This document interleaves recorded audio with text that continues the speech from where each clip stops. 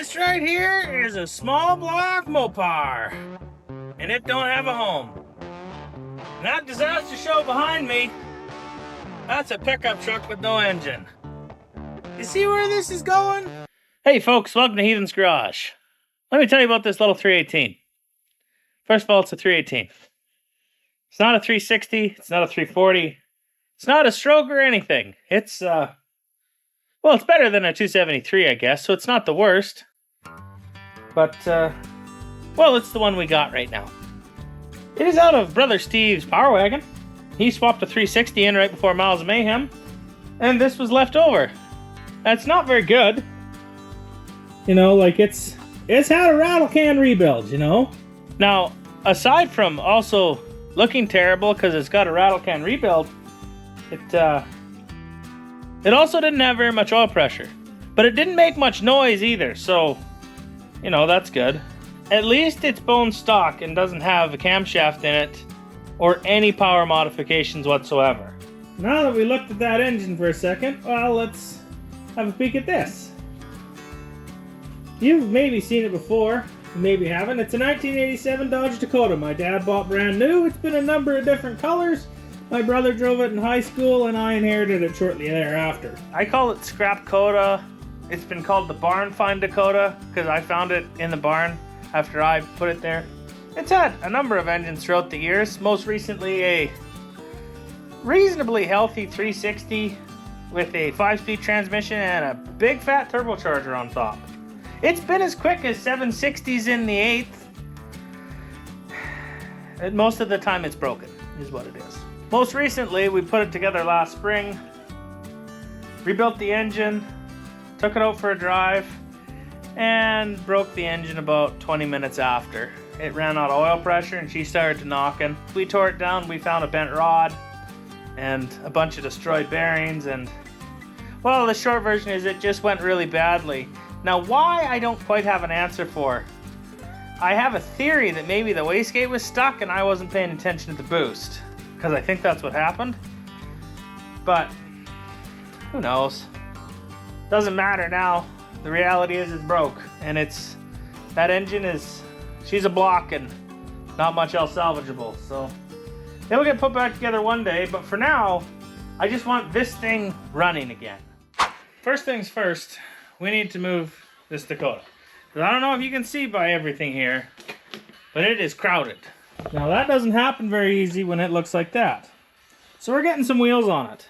Now I'm not gonna lie, it feels a little silly putting these wheels on, given the fact that I'm gonna drive it on the street, but they hold air and they're the only ones I have that were loose and held air. So they're on there. They're actually the original wheels I bought for this truck when we put it together. My father-in-law picked them out because I looked at all the wheels and I was overwhelmed and was like, man, can you pick a set of wheels for me? Because I can't figure out what I want. And this is what he got. Weld Pro Stars. I haven't been a bit upset about it since. They're a pretty nice looking wheel, even now. They're old design, but boy, they look good on this truck. Now that we have got some tires on the Dakota, rolled it ahead, next order of business is getting a flywheel on this engine. For those non-Mopar people, you'll know that there might be a problem that I was about to experience. And that is, this flywheel, which is actually a Magnum flywheel, has been drilled and balanced for a 360. And we're about to put a 318 in. Internal versus external balance going on there. So, despite how good a shape this flywheel's in, we don't get to use it. Unless we were to, I guess you could fill all that in and then reuse it, but that seems like a lot of work for no gain. Also, of note, this is a Magnum flywheel. You can tell by the notches here. That's for a crank sensor. We don't need that. It doesn't matter that it's there, but we don't need that. So, we just scooted over to Brother Steve's, and we got this one. And this doesn't have any holes for balancing, so you know it's a 318 flywheel. It's in this condition. So we're gonna just take a few minutes and resurface it. This is the only machine shop that was open on a Sunday! Like, it certainly doesn't look like a machine shop did it, but it's totally good enough for guys like us. Also, if we're honest, like a bone stock 318, it's gonna make 150 horsepower. Even if we feed it all the boost, 300 horsepower, we don't have much to worry about. And we don't care if it shudders a little bit or whatever it does wrong, but mostly the price is right. So we're gonna just carry on with that.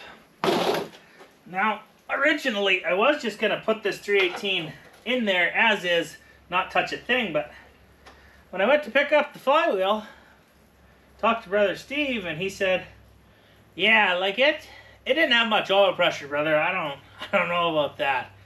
I said, oh. But the good news is the 360 that we just blew up in the Dakota had a high volume oil pump. And that would solve that issue, provided it doesn't have hugely excessive bearing clearances. Now, bearing in mind, I did just blow up the engine in that Dakota, and it didn't have any oil pressure when I got back, but we saw reasons for that. So we're gonna pop that oil pump apart, make sure that it isn't full of junk, and we'll put it in this engine. But before we do that, we know where this engine came from, and that was Brother Steve. And if I'm gonna make a guess, I'm gonna say it's still full of oil. Anything's a drain tray if you just use a little imagination. Drawers out of a cabinet, a lid out of... Maybe I don't have to worry about it. This oil's like thin. Maybe that's what had no oil pressure. Oh yeah, this is like water. Huh. Well, we have an oil pan off. It's got a fair bit of junk in it, if we're honest. But it'll be fine. It'll be fine. Cause it needs to be fine. All right. Now that we've got an oil pan off, let's look underneath. I don't have a stand open, otherwise I'd put it on a stand and we could really look at it, but it's fine. We like doing things upside down in the wrong way. That's basically what this YouTube channel is founded upon, is doing that. So we'll just carry on doing that and, you know, show you the oil pump. Right here, this is our oil pump and pickup tube. We got rods, mains, bearings. It looks like an engine basically. Now, good news is right here we can see that it's already got a double roller timing chain in it. So at some point in time in its life, it's been replaced. We don't know how long ago, but I'm content leaving that because they don't really, not that they won't stretch and wear, but it's pretty rare to ever see those fail, especially with an engine that doesn't make any horsepower. If it was a silent chain, I'd be pretty inclined to pull the cover and change it, but it's not, so we're gonna let it ride. Meanwhile, we've also found that this oil is very thin. Like, I think it's probably 520 or something. It's real light, which is a good thing in this case because we want more oil pressure when we're done. We won't know whether the oil pump fixed it or the thick oil that we're gonna put in it, but it doesn't matter to me as long as it has some oil pressure when we're done. Okay, 2 bolts on the oil pump. Little wiggle and a tap. Out she goes. Now let's go get the high volume one. This is the brand new pump. Well, brand new meaning out of the broken engine. I just wanted to open it up and look at it, make sure there wasn't too much junk. See this? It goes round and round and fluid goes through and pumps. I believe this style is called a Giroller pump. Giroller have sharp edges and Girollers have round edges. Now before I take that and move it, there's something else you gotta do. I don't know if it's critical on these or not, but it's not worth the gamble. Just make a mark so you can put it back in exactly the same way it came out. If it's phased, which it probably isn't, but if it was, that can cause a problem by not putting it back in the same place.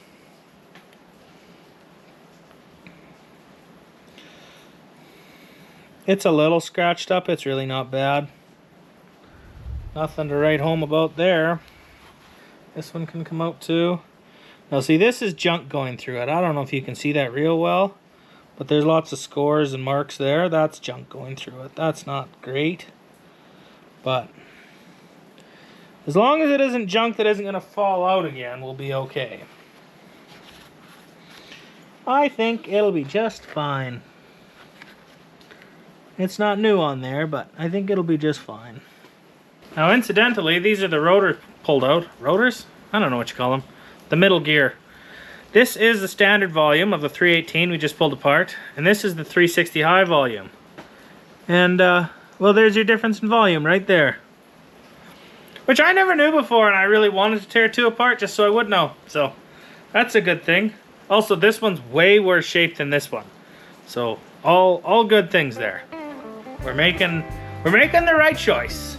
Now, one other difference we should talk about are these. Now, these are pickup tubes, obviously. And the oil pan for the 318 and 360, they're not the same pan, but in this case, they're the same depth and the same shape. Now, this is the one that came off the 318 that we're putting in the Dakota. This is the one that came off the 360 that I just took out. Now, I made this one years ago because I didn't have the right thing. And I've made the right shape, but like it's way higher. And that would mean that this is way higher in the oil pan, like it would be up here as opposed to down there. So the potential exists that this wasn't low enough and it would have been sucking air. Because, you know, all the oil goes up into the top and doesn't get down fast enough before you run out of oil in the pan. Whereas this one would have had, you know, that much more capacity in the pan. So there is a possibility that this had a factor in why the engine let go. We don't know that, but it's a possibility.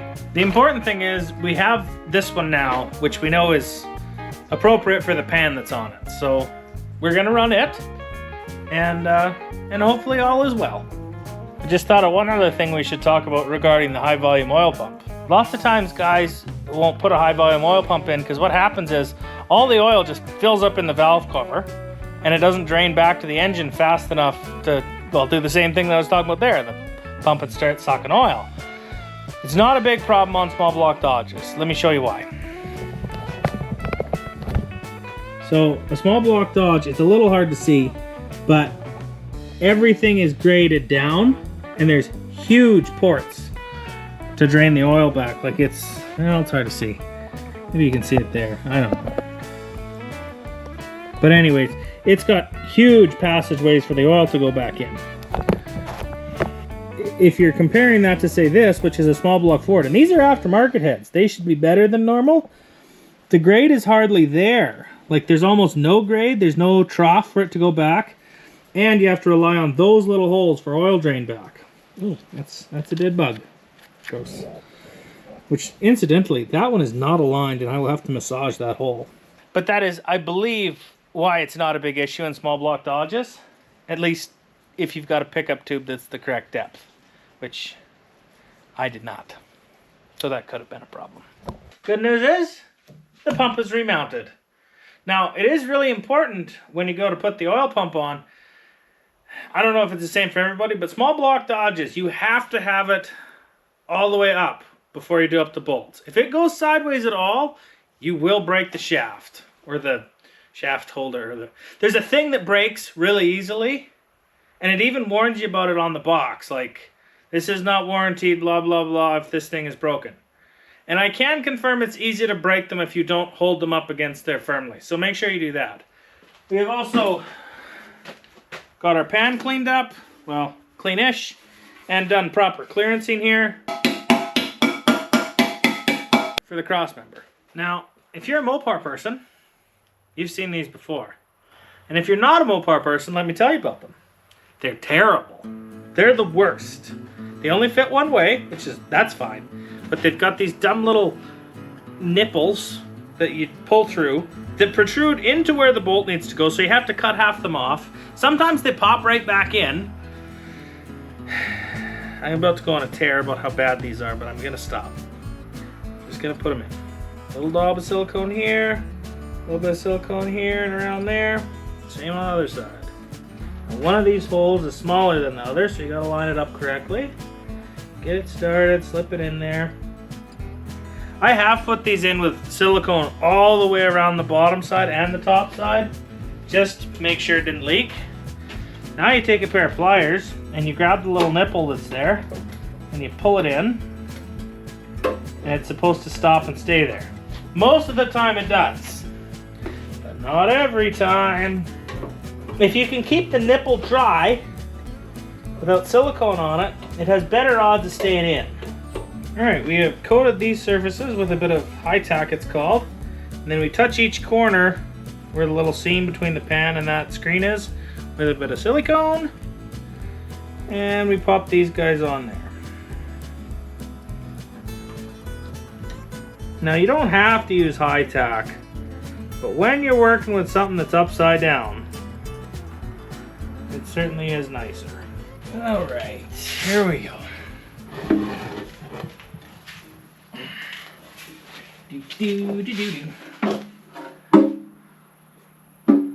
This part sucks.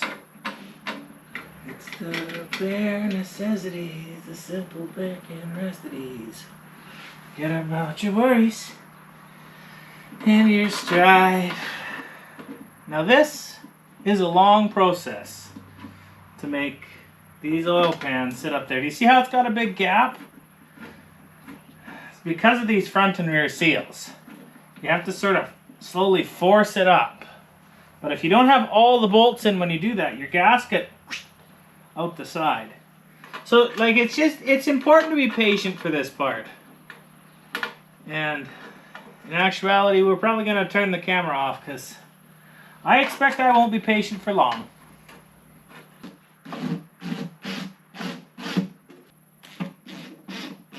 Well, would you look at that, eh? We got an oil pan, we got a flywheel, we got a clutch. Which brings us to the next topic of things. These are an excellent tool. It's a clutch alignment tool in case you don't know. They work really good, but they're not flawless. Basically, while you're installing this clutch, you slide this in. It's got splines for the friction disc, and it's got this for the pilot bearing. So you slide it in, and you slip it all together, you bolt it down, and you pull it back out. Now, if when you've done that, you have to reef on this to get it out, it ain't gonna go in nice. If it's hard to put in and out, here, it's going to be worse in the engine bay. Now this is normally a ring. I've broke it once.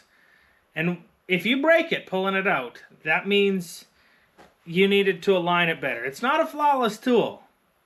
So just make sure that you can easily push it in and out without a big deal while it's on the ground. And you'll be in good shape after that. I only say that because I've screwed it up.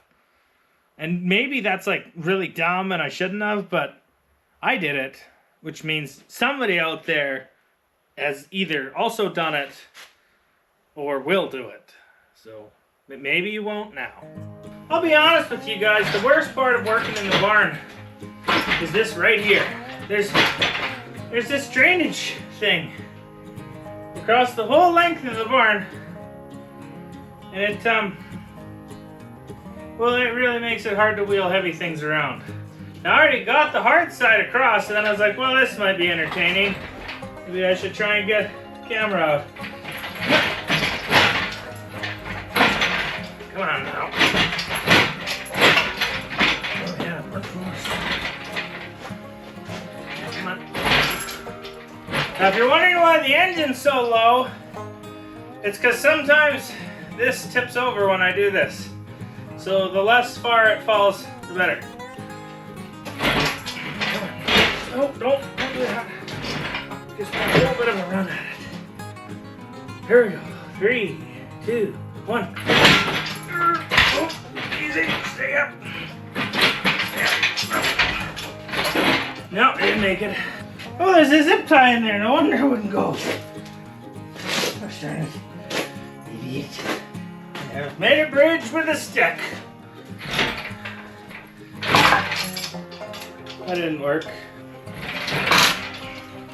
Now this might look stupid, but I think it's going to work.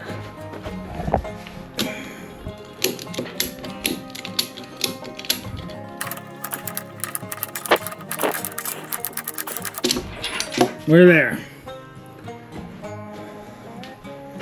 Showed that who was boss, right? I definitely feel like the smart guy in this situation.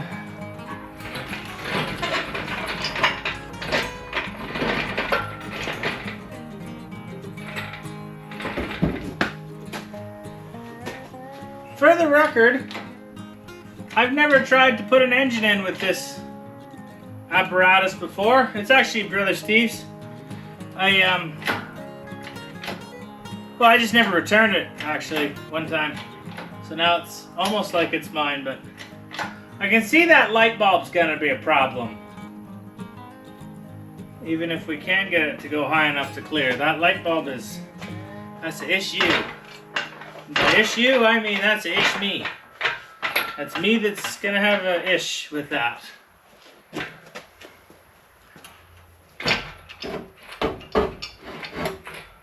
Well, it does go high enough. Whether or not it'll clear the hood, I don't know. We'll see about that. I got limited faith in what's about to try and happen here. Let's go down a bit for a while. That's totally not going to work. This is going to hit here before this can clear there. Unless... Aha, problem solved. Man, what I wouldn't give for a smooth floor. You know, I have a smooth floor, it's just not in here. Easy. Whoop, easy, easy. You're getting real close to the hood again. Oh, whoop. It's making me nervous, Norman.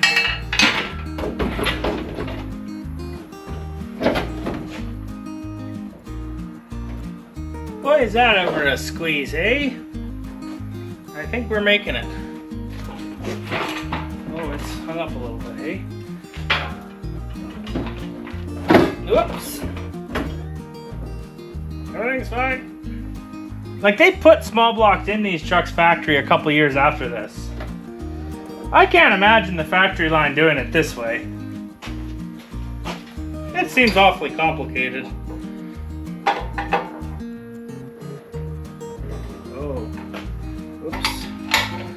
Made an error. Big noise. Come on. Okay. Yeah. That's more like it. Okay. Now we go down a little more. Now we go in a little bit. We go in a bit. Oh. I didn't say fast. Nobody said fast. I said in. Don't crush the fuel pump. That's not what you want to do. There we go. Okay. Progress is being made now, baby. Alright, now you just go down and in, alright? Down and in.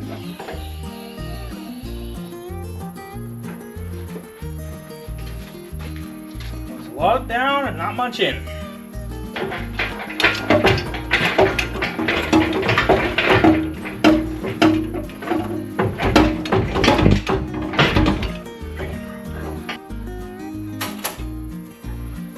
Got no concept of how high it should be. Just a little up, hey? No, wrong way. Feels like the crank needs to turn a little bit to line the flex pipe better. Flex pipe? That's not the right word. I've got alignment studs somewhere. I'm gonna grab one. I didn't find my alignment studs. They're lost. Like, we're really close here.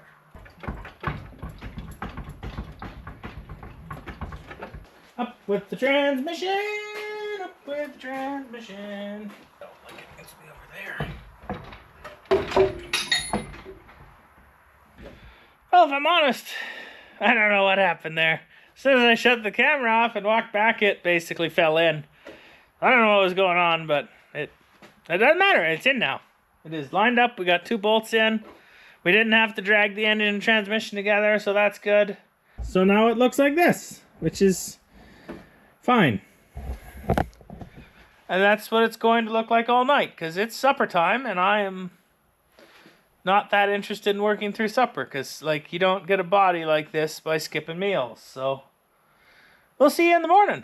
That's it for today. But we'll be back toot sweet because it's a long weekend, and we'll carry on with this. See, I told you I'd be back in the morning. Right here.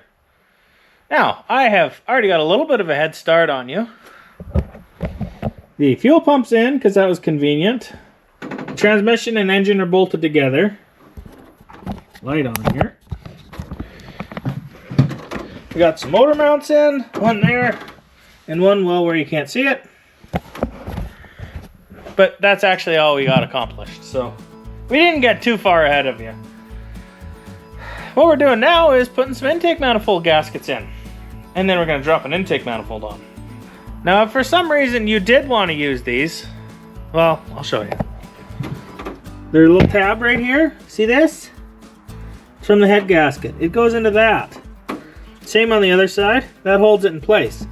Now, if you're going to use it, you have to have a roll pin in there. Otherwise, this gasket just goes like this. And that will not fly. Also, if you're going to use these, it would be wise that you're using a stock cast iron manifold. They won't. These and the aftermarket aluminum ones, they don't usually fly very good. In this case, we actually could, because we're using a stock style cast iron manifold. We totally could use it, but like I think they're junk, and I don't have roll pins, so we're not going to use them.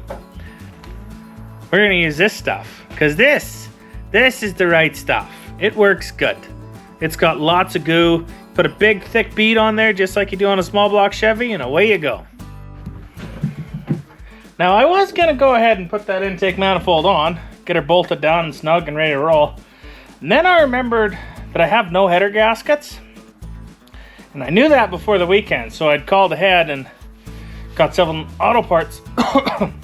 But I knew that ahead of the weekend, so I called it Sylvan Auto Parts and got them to stash some header gaskets out the door. It's a long weekend here, so Sunday, Monday, they are closed. Anyways, it's actually Monday now. So the weekend's almost over, but I better go get my header gaskets so that I don't have to do it tonight. And it's a good excuse to take Plan B for another ride and give it a wash and fill it up.